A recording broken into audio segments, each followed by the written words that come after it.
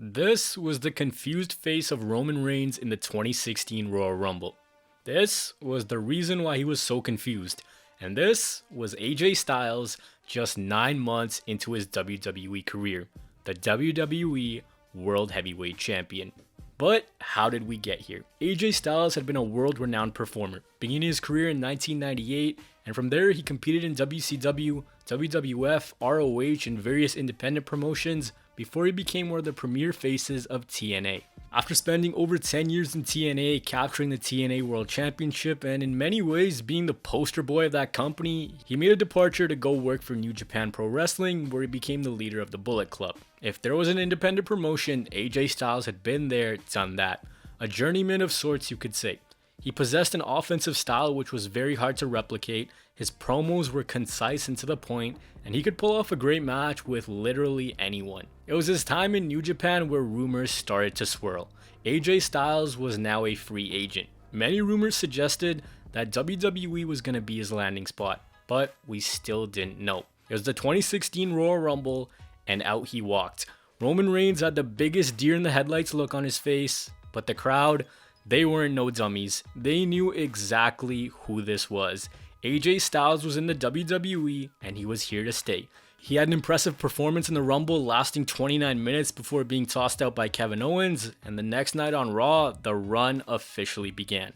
His first opponent was Chris Jericho. He was telling Styles that he had waited a long time to have him here, welcoming AJ to the big leagues. And obviously, these so-called big leagues weren't really a problem for AJ Styles, as he beat Chris Jericho later that night. After that, the two teamed up to take on the Social Outcast before Chris Jericho got his win back and evened things up at 1 apiece. So the rubber match would come at Fastlane, where Styles made Jericho tap out and the two showed mutual respect for one another. It was this mutual respect that led to the formation of the very short-lived team of Y2AJ. They beat the New Day and they were going to get a shot at the Tag Team Championships, but that match, they went on to lose, and Jericho turned on Styles by hitting him with 3 code breakers. So Jericho was burning shirts, telling Styles that Jericho was the real great, and AJ, he was questioning it. Was Jericho really that good? This all climaxed at a match at WrestleMania 32, where these two put on a very good match, but at the end of it, it was AJ Styles who ate the loss. And a lot of people were kind of concerned that AJ Styles isn't really where they thought he would be. You know, the typical wrestling fan overreaction. But the next night after WrestleMania, that reaction died down. AJ Styles was in a fatal 4-way number 1 contenders match with Chris Jericho, Kevin Owens, and Cesaro. And at the end of the night, it was Styles who won the right to challenge Roman Reigns at Payback for the WWE title. The build was about respect, and AJ showing everyone that he was here to contend. He was here to go up against the best, and there was no one superior to him in the ring. But Gallows and Anderson were attacking Roman Reigns. And the question was, is AJ in on this? AJ told everyone that he had nothing to do with it. Reigns didn't believe him, and he did his normal 1 versus all act, and this led us to Payback. And the crowd, they loved AJ Styles.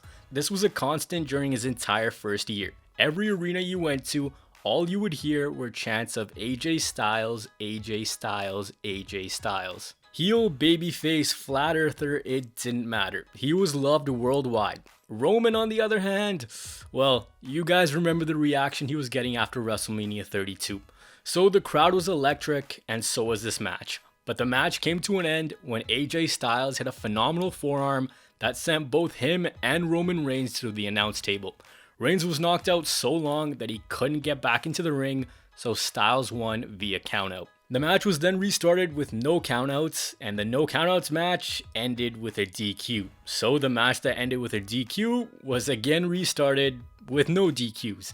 It was during that third match where Gallows and Anderson were neutralized by the Usos, and as the chaos was going on, Roman Reigns pinned Styles' shoulders to the mat to retain his title. A rematch followed at Extreme Rules, and in the lead up to that show, Styles was showing a more vicious side to his character, saying that he'll do anything it takes to win the title, even attacking Reigns with a steel chair in the process. We come to Extreme Rules, and this match did just that. It ruled. Some of the highlights were Styles and Reigns brawling throughout the crowd, AJ getting pounced onto the announce table, another powerbomb to AJ through the announce table, And of course, the ending where Reigns caught a phenomenal forearm in midair into a spear to retain his WWE title. And after the match, Seth Rollins made his long-awaited return and attacked Roman Reigns. So we knew what was next for Reigns, but the question was, what was next for AJ Styles? Well, after Styles lost a Money in the Bank qualifying match to Kevin Owens, this question was answered. John Cena returned to the WWE after 5 months away, and he told everyone that if the future was upon us, the future would go through him. And out came AJ Styles, told John Cena welcome back, shook his hand in respect, and out came the club. It looked like they were coming for both Cena and Styles. After all, a week beforehand, Styles told them that they should go their separate ways. So the club's coming to attack both Cena and Styles, and they're ready to fight side by side. Cena takes off his shirt all hyped up and he walks right into a right hand by AJ Styles. And the club beat up John Cena. So the match was made for the upcoming Money in the Bank pay-per-view. The match was labeled a WrestleMania-worthy dream match. Two worlds were gonna collide, John Cena and AJ Styles, arguably the two best that the industry had to offer. But before they collided in Las Vegas, John Cena wanted some answers. Why did Styles do what he did?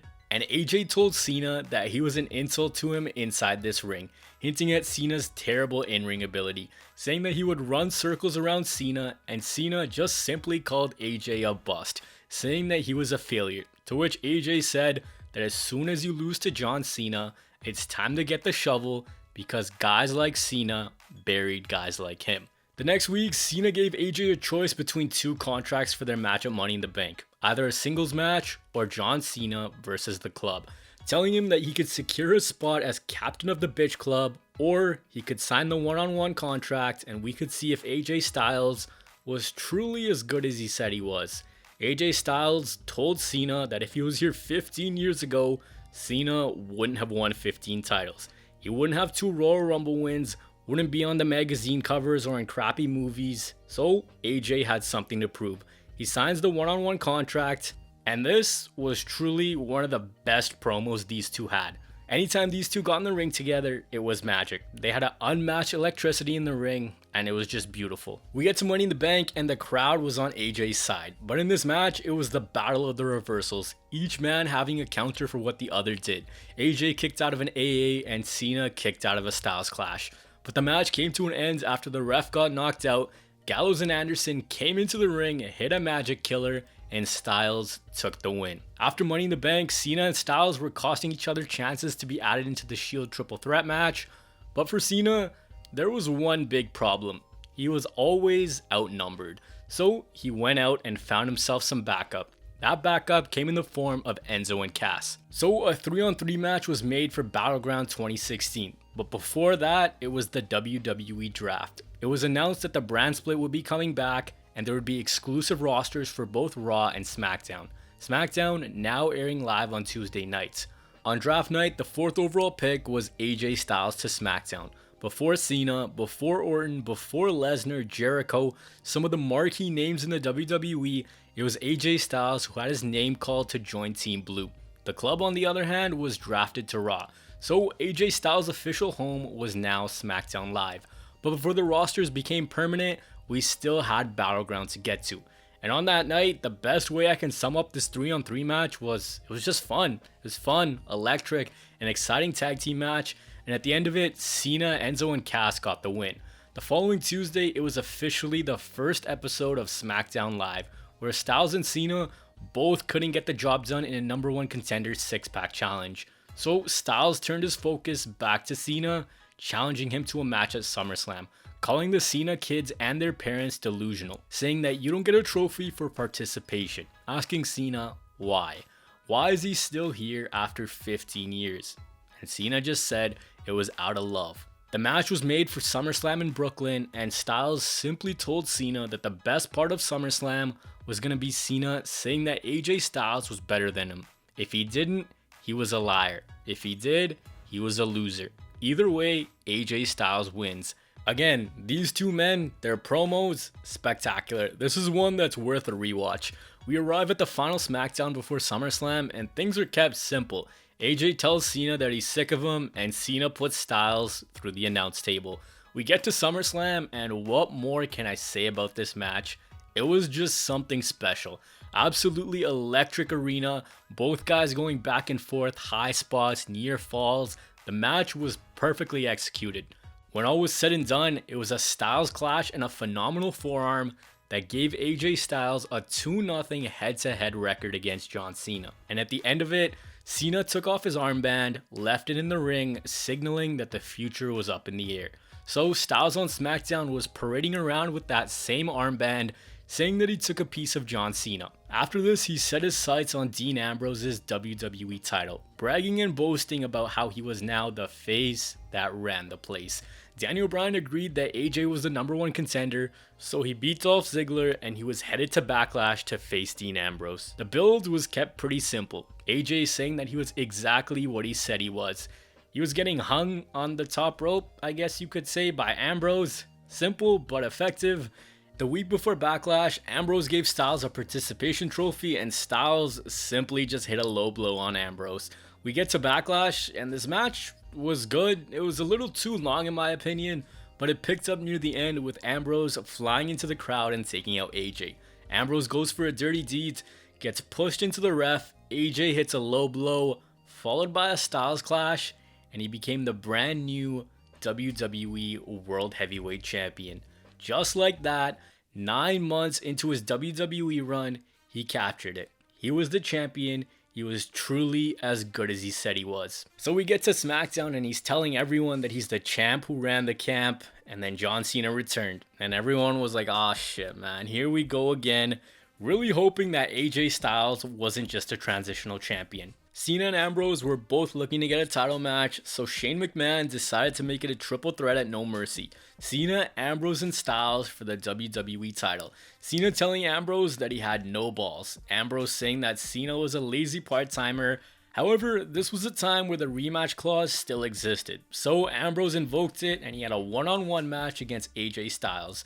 Styles' first televised defense, and he retained it. All hell was breaking loose outside between Ambrose and Cena, but AJ still retained. The final show before Backlash goes off the air with both AJ Styles and Dean Ambrose just crapping on Cena, talking about how he's comparing himself to the great Ric Flair, and everyone's brawling through the ringside area, on the ramp and everywhere else. Ambrose gets the last laugh on this night. We get to No Mercy, and this is the first match that's up. All three men come out and they give us a great match. Fast paced, near falls, everything you would expect out of these three, but it ends when both Cena and Ambrose have a submission locked in on Styles and he taps. But who won? Well, there was neither of them. The match was restarted, and after a chair shot to Cena, AJ Styles pinned John Cena 1, 2, 3. 3 times in under a year where Styles had pinned Cena. After this, Cena was gone, but he'll be back a little later in this video. After No Mercy came a period that divides a lot of opinion, which involved everyone's favorite Cinderella story, James Ellsworth. This is gonna suck. AJ was bragging about beating both Dean and Cena, and on the same night, he said he was gonna wrestle someone who deserved the opportunity. And that man, according to Styles, was James Ellsworth. So Daniel Bryan made it official. Ambrose was going to be the special guest referee, and after some stupidity, antics, and a dirty deeds, lo and behold, I can't believe I'm actually saying this, James Ellsworth beat WWE champion AJ Styles. And the next week, Ellsworth got himself a WWE title match, and Styles got DQ'd, and Ellsworth once again beat AJ Styles. The dude had more wins over Styles than John Cena. The following week, it's Dean Ambrose versus AJ Styles, and Ellsworth is in Ambrose's corner, and when AJ gets dumped to the outside, Ellsworth hits a no chin music. In the coming weeks, with a distraction from James Ellsworth, Ambrose earns a WWE title match against Styles at TLC, but before TLC, it was SVR, SmackDown versus Raw at Survivor Series. Included on Team SmackDown were both Dean Ambrose and the champion AJ Styles. So you know the drill, SmackDown was invading Raw with their mascot James Ellsworth. We get to Survivor Series, and you guys already know how amazing this match was, but we're focusing on AJ Styles, who was put through an announce table by The Shield.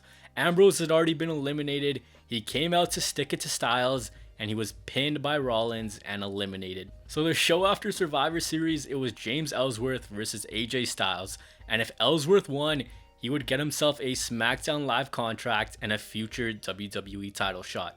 You know, this is the show where Ambrose just wouldn't leave the building. At the end of the night, it's a ladder match, and again, Ellsworth does it. He beats AJ Styles to officially become a contracted member of SmackDown. Next up for AJ though was TLC against Ambrose for the WWE title, and this match was so much fun. A match you don't really hear about much, but easily the best out of their trilogy in 2016. Just a beautiful car crash. Ambrose with an elbow drop off a ladder which was already set up on top of an announce table. AJ's pants ripped, but that didn't prevent him from retaining the WWE title. Ellsworth came out, screwed over Ambrose by tipping the ladder over, and Styles had it. We're now in December, 1 month away from AJ being around a full year in WWE, and he still had Ellsworth to give a title match to. But a new number one contender needed to be crowned because Ellsworth was apparently sick. So it was Ambrose, Ziggler, Miz, and Luke Harper in a number one contenders match, with Ziggler taking the win.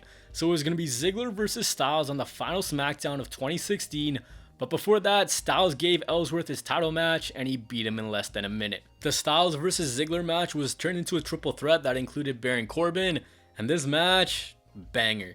Corbin had an insane performance in this match. There were high spots like both Dolph and AJ taking out Corbin on the announce table, Corbin hitting an end of days while Ziggler hit a zigzag, so many close falls, great pacing, great match, and a great exclamation point for AJ Styles' 2016. Of course, he retained the WWE title, but earlier on this night, Cena had returned and he made his intentions clear. He would face the winner of that triple threat match, so it was going to be Cena and AJ Styles one more time at the Rumble. Cena looking to tie Ric Flair's record, and AJ looking to go 3-0 one-on-one against John Cena. So we have a contract signing. Cena was calling AJ a little bitch. Styles was calling Cena a sellout. The same dude who made fun of The Rock for losing his passion now was doing the exact same thing. Styles was taking exception to being called a guy from Atlanta, saying that he replaced Cena, and Cena just told him that Styles, he'd been hot for 6 months. Cena held this place down for well over a decade. This episode marked exactly 1 year to the day where AJ Styles made his debut. We get to the Rumble, and you guys have all seen this match. Everyone knows how good this is. These two delivered one of the best matches we've seen in recent years. High spots, hard hitting, counter for counter, battle of strength and speed, and the perfect way to end the trilogy of one-on-one matches. Arguably the best in their trilogy, in front of 50,000 people, and after a double AA to AJ Styles, it was John Cena winning his 16th WWE World title. And with that concluded AJ Styles' WWE Rookie Year. And what more can you say about it? It was simply phenomenal. What made AJ Styles' Rookie Year so memorable was the pacing. He comes out at the Royal Rumble. A lot of people know who he is, but for the people who don't, they let the character breathe. They give him matches against guys like Jericho and Reigns to showcase him, and then himself and John Cena have an instant chemistry. The chemistry leads to a run of exceptional matches. What was really nice about the initial emergence was that Vince McMahon let him showcase his in-ring talent. He gave him time, he let the character develop, he gave him time to connect with the audience, and it's nice because, there's always that fear that if Vince didn't create you, he will destroy you. He didn't turn him into a redneck cowboy or anything like that. He made AJ Styles a primetime player in his company, and since then, he's utilized him very well. He's been a Grand Slam champion, had some of the best matches and stories we've seen in the company, and it really proves that when WWE let people thrive, they can succeed. What's so crazy about all this is how quick AJ Styles rose up. Like this nostalgic feeling that so many of us have for SmackDown in 2016, take AJ out of the equation, hell, even put him into the mid-card, and it's just not the same. It's not the same show we remember it as. It was AJ Styles being at the top that made it so memorable. The theme song, the look, the matches, everything was phenomenal. As for a good or bad grade, I give it a good. The Reigns matches were great. His mic battles with Cena were electric. The title reign was fun. The stuff with Ellsworth though, I thought it was really bad, but not that bad that it weighs down the grade. But as always, I want to hear from you guys. What did you guys think of AJ Styles' WWE rookie year? Was it what you expected, or did you expect Vince to screw him over? As always, take care. Peace.